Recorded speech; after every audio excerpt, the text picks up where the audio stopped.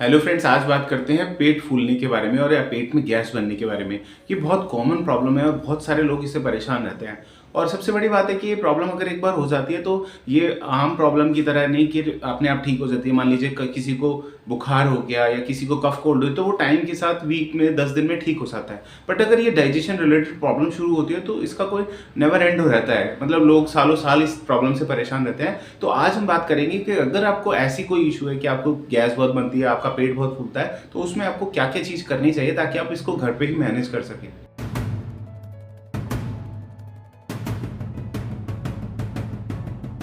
Hello friends, मैं doctor Mukesh. आज मैं आपको बताने वाला हूँ क्या क्या ऐसे कारण होते हैं जिनकी वजह से बहुत ज़्यादा गैस बनती है और हम कैसे इसको घर पे ही मैनेज कर सकते हैं विदाउट एलोपैथिक मेडिसिन या बिना किसी भी मेडिसिन के, खाली हर्बल जो हम किचन में चीज़ें यूज़ करते हैं उसको यूज़ करके। तो सबसे पहली चीज़ समझनी होगी गैस बनना या पेट फूलने का रीज़न क्या होता है। असल में ये मेटाबॉलिक डिसऑर्डर है। मतलब जो आपने खाया प्रॉपर वो डाइजेस्ट नहीं हुआ तो उसकी वजह से या तो एसिड का सीक्रेशन बढ़ता है या जो आपके एंजाइम होते हैं डाइजेशन को डाइजेस्ट करने के लिए उनका अगर प्रोडक्शन कम रहे या डिस्टर्ब रहे, किसी का कम किसी का ज्यादा रहे, तो असल में ये एक प्रॉब्लम है जिसमें खाना प्रॉपर डाइजेस्ट ही नहीं हो रहा है और वो कॉम्प्लिकेशन के रूप में या तो गैस बन रही है या पेट फूल रहा है। असल में गैस बनने की वजह से ही पेट फूलता है। वो कई बार आप फील कर पाते हैं, आपको रिलीज होती है और कई बार रिलीज नहीं होती। रिलीज हो जाती है तो पेट हल्का हो जाता है, जब वो रिलीज नहीं होती तो पेट में मतलब बहुत भारीपन रहता है और डिस्कम्फर्ट रहता है। तो पहली चीज जो कॉमन मिस्टेक हम करते हैं, जो रीजन होती है सबसे बड़ा, उसमें होता है शुगर का इंटेक।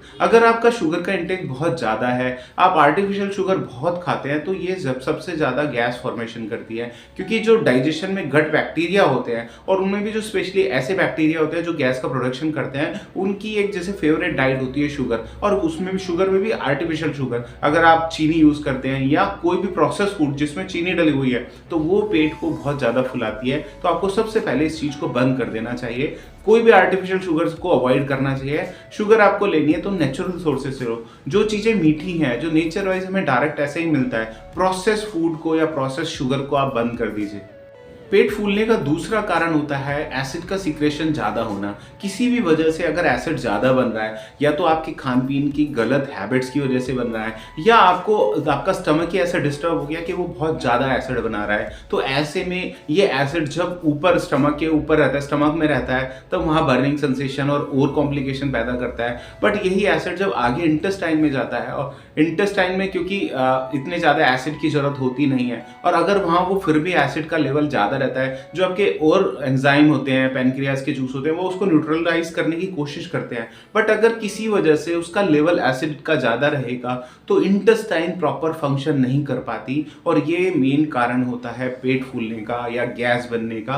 तो आपको अपने एसिडिटी को कम करना चाहिए। आपको समझना चाहिए कि एसिड पहले तो क्यों हो रहा है ज़्यादा, कहीं आप एसिडिक वाली चीज़ें ज़्यादा तो नहीं ले रहे। जैसे एग्जाम्पल में, आप सुबह अगर बहुत ज़्यादा खाली पेट चाय लेते हैं, या कई लोग रिपीटेड चाय लेते हैं, कई बार सुबह सुबह में ही कई बार चाय ले लेते हैं, तो ये भी एक कॉमन कॉज होता है एसिड सिक्रेशन बढ़ाने का। या कई बार आप खाना टाइम पर नहीं खाते, सुबह कई घंटे खाली पेट रहते हैं, तब भी स्टमक लगातार एसिड का फॉर्मेशन करता रहता है, और उसको क्योंकि न्यूट्रलाइज करने के लिए कुछ नहीं मिलता, तो वो आगे इंटेस्टाइन में एसिड जाने लगता है और आपके पूरे डाइजेशन ट्रैक को खराब करता है और डाइजेशन प्रोसेस को डिस्टर्ब करता है। तो आपको इसका भी ध्यान रखना चाहिए, अपने एसिड लेवल को कम करना चाहिए। तीसरा रीजन होता है पेट फूलने का या गैस फॉर्मेशन का, कि वाटर का जो इंटेक आपको लेना चाहिए वो आपका डिस्टर्ब है।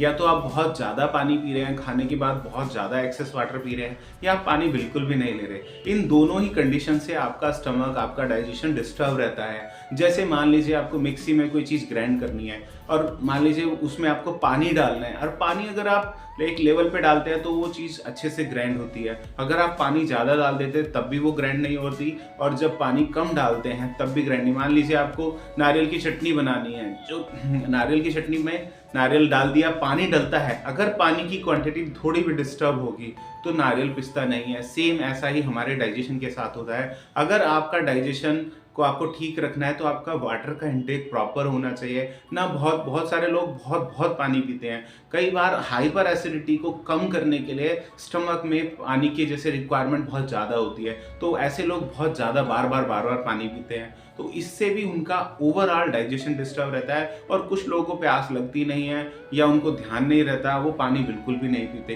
तो दोनों ही कंडीशन डाइजेशन के लिए खराब होती हैं, और जब ये डिस्टर्ब होता है तभी ज़्यादा एसिड का सिक्रेशन होता है और तभी ज़्यादा गैस फॉर्मेशन होती है।